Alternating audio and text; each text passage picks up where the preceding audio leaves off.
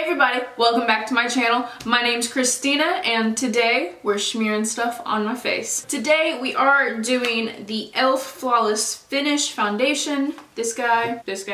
He has a little smear mark on him now because I did just obviously use him. And I am going to be doing a first impression wear test of this foundation so we can see if it's any good or not. Now this is definitely an older foundation. It's been out, I think originally it came out in like 2014.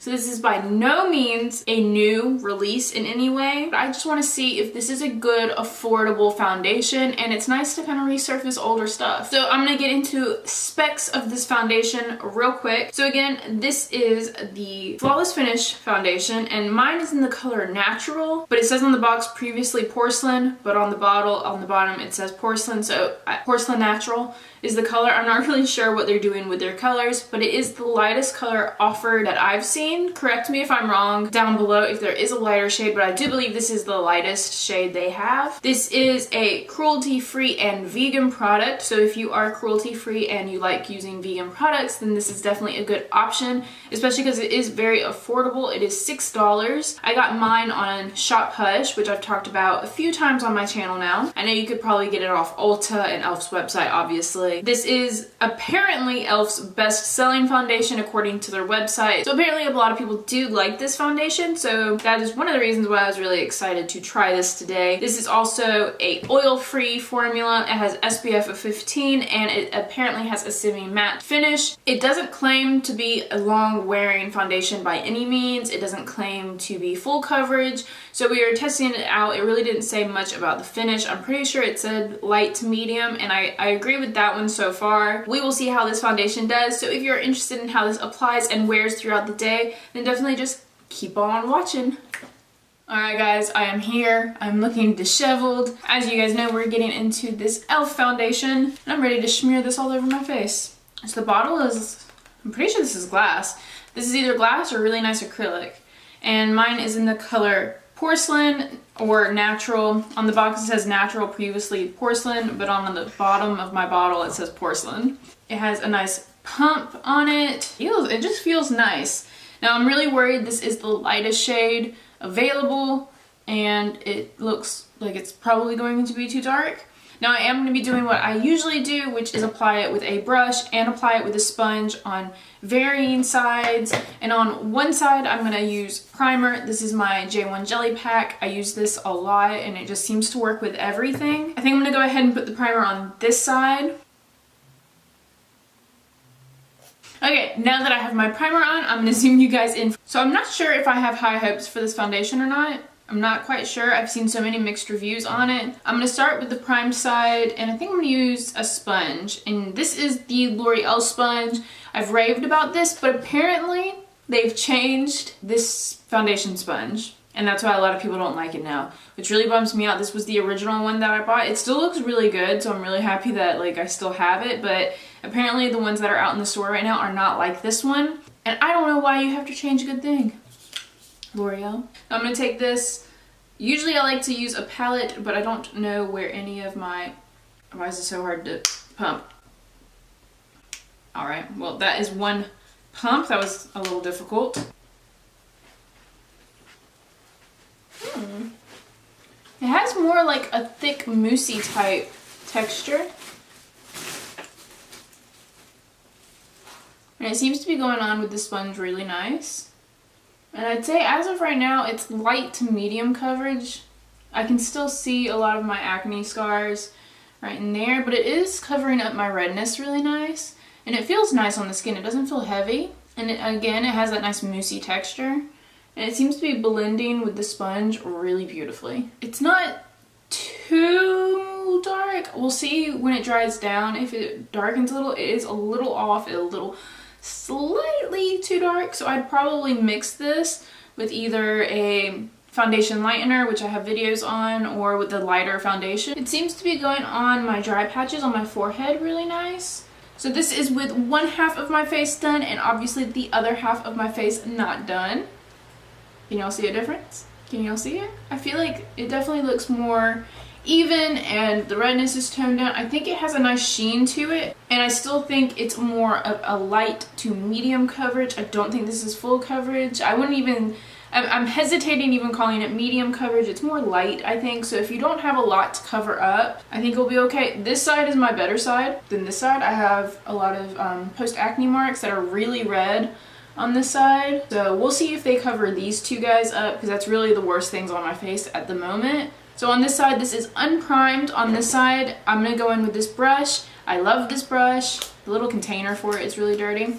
This is the itCosmetics airbrush, what is this called? Complexion Perfection, like the airbrush brush. So I'm going to take the remaining amount that was on my hand, and we're going to start putting it on this side. I'll probably have to pump out some more because there wasn't much left on my hand. So a full pump didn't cover my entire face. But it seems to be dispersing with the brush just as well as it did with the sponge. But I think I like how the sponge did slightly more. Now the brush isn't leaving like streak marks or anything, but it just seems to be leaving a different finish on my skin. I'm not really noticing a difference between primed and unprimed. I'm going to finish out with the rest of my hand on the sponge because I just feel like it gave a little bit of a better finish than the brush. Yeah, I don't know if y'all can see on camera. I think you can. It's definitely too dark. The color is now getting, it's drying down, so it's showing more true to what the actual color is. It's about a shade, half a shade too dark. This side looks a little bit more, I don't know, this side looks a little bit more dingy. I don't know why, but it doesn't look as flush and pretty, I don't think. This side looks overall just better, but you guys know I love this J.One Jelly pack, so that could be part of it, that it's just laying better on top of the primer. The primer side seems to have set already, but it has been a little bit. This side is still tacky around like the perimeter of my face. So I'm going to let this dry down a little bit, and then I'm going to do the rest of my makeup, and I will be right back.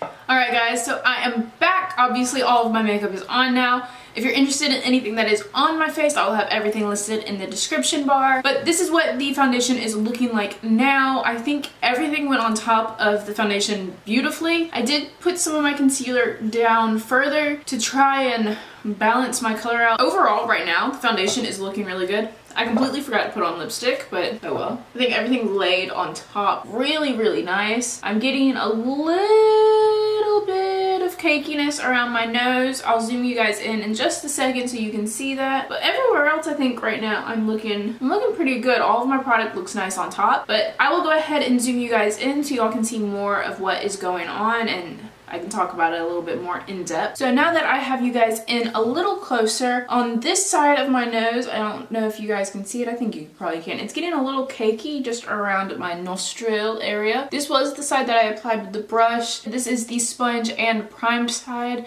and I think overall it definitely looks better than this side. Even like my blush and my contour went on better on this side. My highlight is more poppin' on this side. Now you guys know I have dry skin, so hopefully this wears nicely on me. But we are going to do a wear test throughout the day. So it is currently I don't know if you guys can see. So it is currently 9:35. We're going to put this foundation to the test.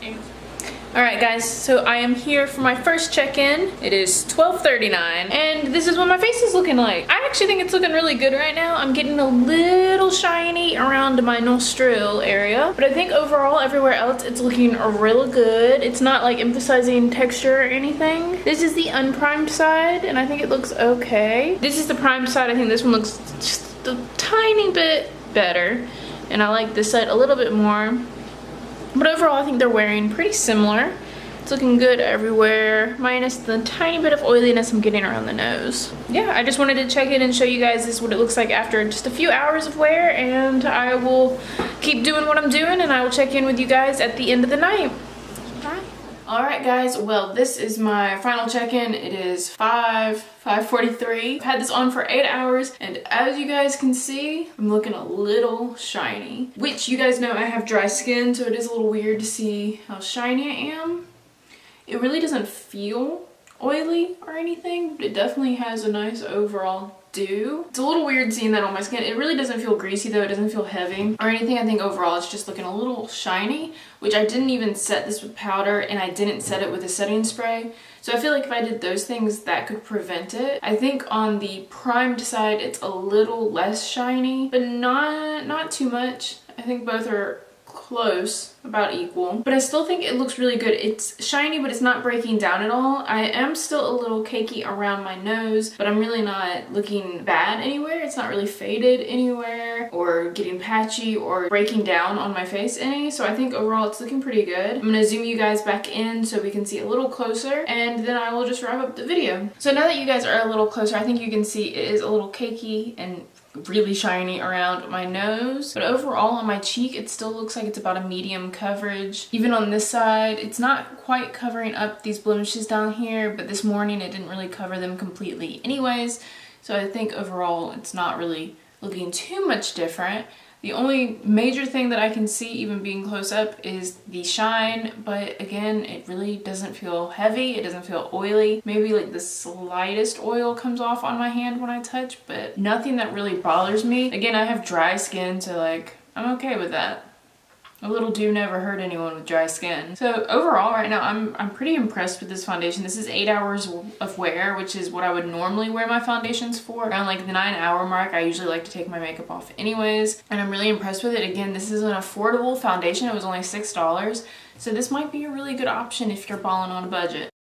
So now that we are all zoomed out again, that is pretty much all of my thoughts on this foundation. This is, again, the Flawless Finish Foundation by e.l.f. and I think this gets a thumbs up from me. I do really like it. I think it wore really well, and I think I'm going to have to just play with it a little bit more to see if I can set it so it doesn't get quite as oily at the 8-hour mark, because I really wasn't looking that oily just a couple hours ago when I looked in the mirror. Otherwise, I think it did a really good job. As long as this doesn't break me out or do anything funny to my skin, I think we found a really good, affordable $6 foundation. So that, guys, is the entire video. If you liked this video, please give it a thumbs up down below. And if you're not yet, what are you doing? Seriously, I'm judging you. Go ahead and hit that subscribe button if you haven't yet, because I do upload on Monday, Wednesday, and Fridays, and I don't want you guys to miss out on any of my content. And hopefully that means I will see all of you guys in my next video.